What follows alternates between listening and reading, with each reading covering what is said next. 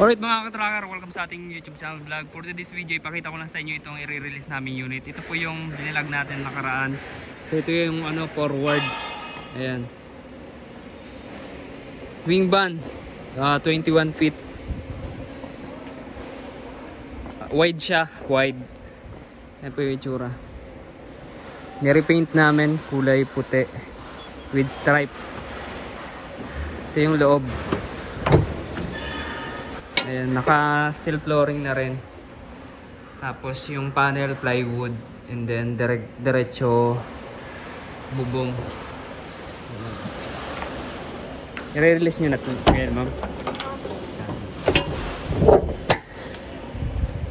Ayan, maganda yung nito, ilalim. Ayan, sariwa yung chassis. Tapos yung mga gulang surplus, mga kapal. 6-wheeler 4x2, naka-alloy mugs. 225 by 80, 17.5. Brand new battery na rin. Complete standard electrical lights and accessories. Imported clearance light.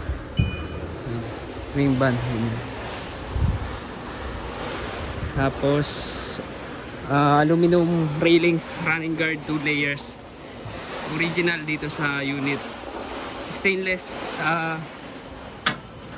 aluminum tapaludo. Ayan po chassis nya, no, na gawa na rin yung mga preno nyan, yung pang ilalim, transmission, clutch. Okay na yun, sir. Nalagyan na ng diesel. Oo, nalagyan na. 10 lagyan namin. Tapos meron na ring windbreaker. Stripe green, blue, yellow para sa kanilang company.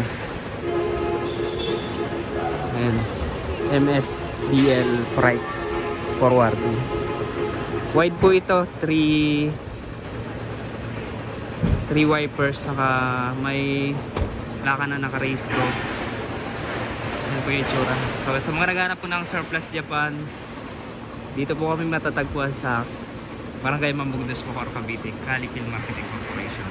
Alright, kung nagustuhan nyo ito, paki-like, share at follow na po kayo sa ating FB page and then subscribe sa YouTube channel natin. Meron na rin tayong TikTok account. Ayan.